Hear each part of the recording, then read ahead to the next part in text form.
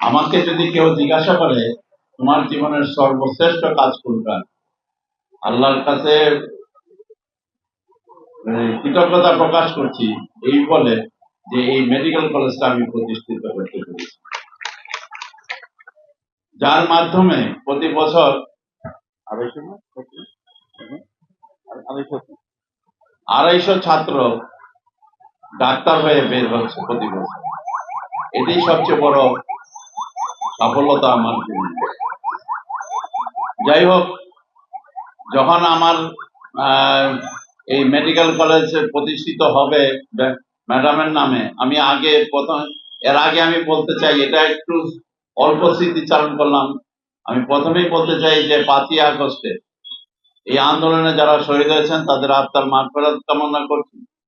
সেই সাথে বিগত 15-16 বছর যারা আত্মাহুতি দিয়েছেন, যারা গুম হয়েছেন, যারা শহীদ হয়েছেন, তাদের আত্মার মাগফিরাত কামনা করছি। আমি একজন এই আন্দোলনের একজন সহযোদ্ধা হিসাবে তাদের প্রতি যদি আমি এই কৃতজ্ঞতা প্রকাশ এবং এই সহমর্মিতা প্রকাশ না করি, তাহলে আমি নিজেকে একজন অমানুষ হিসাবে নিজেকে গণ্য করব।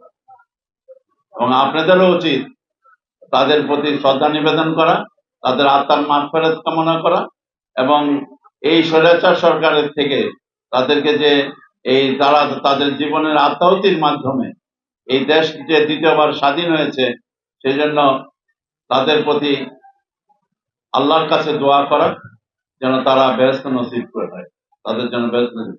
আর যারা পঙ্গু হয়ে পঙ্গুত্ব বরণ করে কাতরাচ্ছে, তাদের জন্য সমবেদনা এবং সরকারের প্রতি আহ্বান যেন তারা এবং আমাদের মধ্যে যারা বিত্তবান ব্যক্তি আছেন তারা যেন তাদেরকে সাহায্য করে জীবনে প্রতিষ্ঠিত করতে পারেন, সেই ব্যবস্থা করা। এখন কলেজের কথায় আসি। বেগম খালেদা জিয়া মেডিকেল কলেজ প্রতিষ্ঠিত হবে সরকারি ভাবে, তখন আমি ড্যাবের প্রেসিডেন্ট, বিএম এর তখন ভাইস প্রেসিডেন্ট। অর্ডার হলো না, আমাকে মোশাররফ স্যার তখন তো দেন স্বাস্থ্যমন্ত্রী বললেন যে তোমরা একজন প্রিন্সিপাল দাও, ওইখানে সরটি হাসপাতালে মেডিকেল কলেজ হবে ম্যাডামের নামে। তা আমরা একজনের নাম দিলাম, এটা পাশ হয়ে গেল, পাশ হয়ে নিচের দিকে নামতেছে, মানে অর্ডার হবে জাস্ট।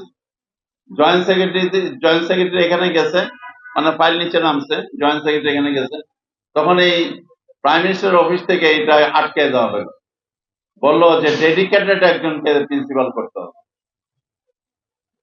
যে ছাত্র দলের সাথে সম্পৃক্ত ছিল। তো আমি এখানে ছাত্র দল আসাটা বেমানান কারণ হচ্ছে আপনারা অনেক দল মতের অধিকারী এখানে আছেন, মানসিকতার অধিকারী, কিন্তু যেটা সত্য, ধ্রুব সত্য কথা, সেটা আপনাদের সামনে প্রকাশ করা উচিত অবশ্যই। কারণ তখন জাতীয়তাবাদী সরকার এই দেশ শাসন করছিল, আপনাদের ভোটে নির্বাচিত হয়ে। তখন অনেকেই রিকোয়েস্ট করলাম, আমি প্রেসিডেন্ট হিসাবে, জাহিদ রিকোয়েস্ট করলো, কিন্তু কেউ বলতে চায় না। তো শেষমেশ 1 মাস পরে আমি বললাম যে ঠিক আছে, তাহলে আমি তখন অ্যাকসেপ্ট করব, আমাকেই দেন, আর কি করবো, কেউ তখন করতে যাচ্ছে না। কারণ তখন ক্লাস আরম্ভ হচ্ছে না, মানে এইখানে প্রিন্সিপাল দেওয়ার পরে আপনার এই